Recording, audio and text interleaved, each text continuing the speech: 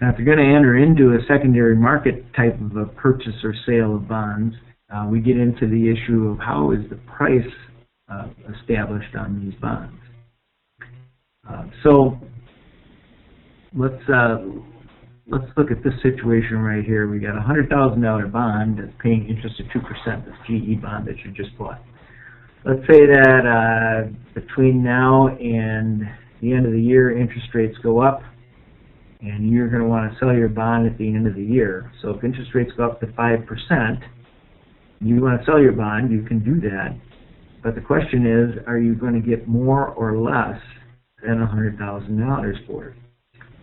And of course the answer to this would be, you're going to get less.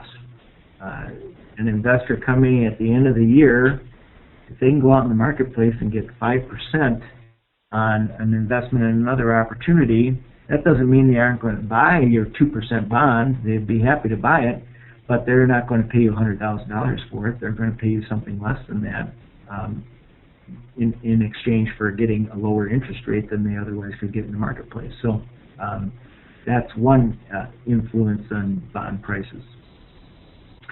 Another possibility would be, let's say interest rates drop.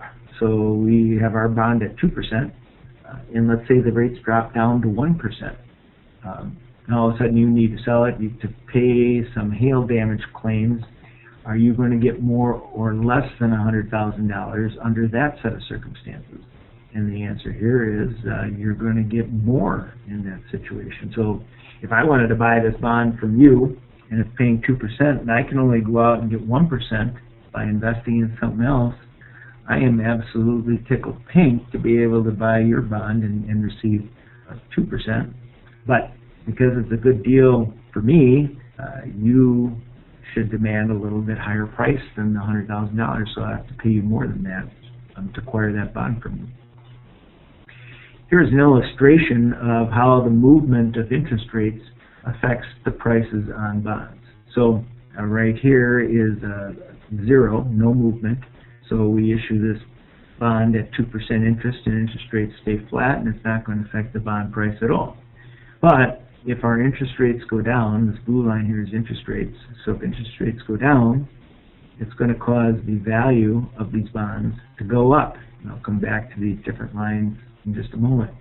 On the other hand, if interest rates go up, you saw from the 2% to 5%, that actually is going to cause the value of bonds to go down. So there's an inverse relationship between the direction of interest rates and the value on these bonds.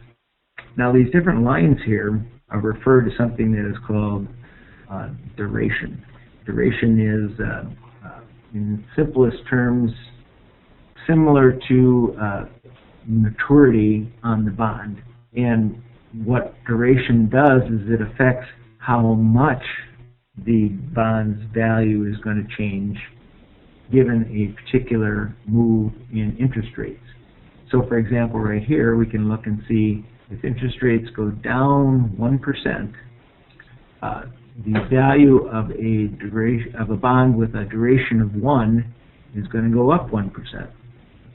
The value of a bond with a duration of 2 is going to go up 2%, and the value of a bond with a duration of 3 is going to go up 3%. So that is the effect that duration has on the movement of the value of the bond for a given change in interest rates. And you see the same thing over here. So if interest rates go up by 1%, bond with a duration of 1 is going to drop by 1%. Bond with a duration of 2 is going to drop by 2%, and the bond with a duration of 3 is going to drop by 3%. So this is just an illustration of how changes in interest rates affect the prices on the bond. Some terminology in here. Of course, duration is what we were just talking about. Approximately average maturity is sort of how you can think about it. That's not technically correct, but you can kind of think about it that way. But really what it is it's a measurement of the amount by which the bond's price will be affected by a given change in interest rate. A couple of other concepts that are related to this. One is a premium. So in other words, if the bond's value increases, we're going to pay a premium. So we said before, if interest rates go down to 1%, we're going to pay more than $100,000 to acquire that bond yielding 2%. Well, that difference between the face value and the market value is going to be a premium, an amount over the face value of the bond that we're willing to pay to acquire it. And then we have a discount. And a discount would be a situation where the market rates have increased over the interest rate that's being paid on the bond, and so we'll still acquire that lower paying bond, but we aren't going to pay face value for the bond. We're going to pay something less than face value, and so that gives rise to a discount, which is a situation where the bond's face value exceeds its market value, and that difference is called a discount.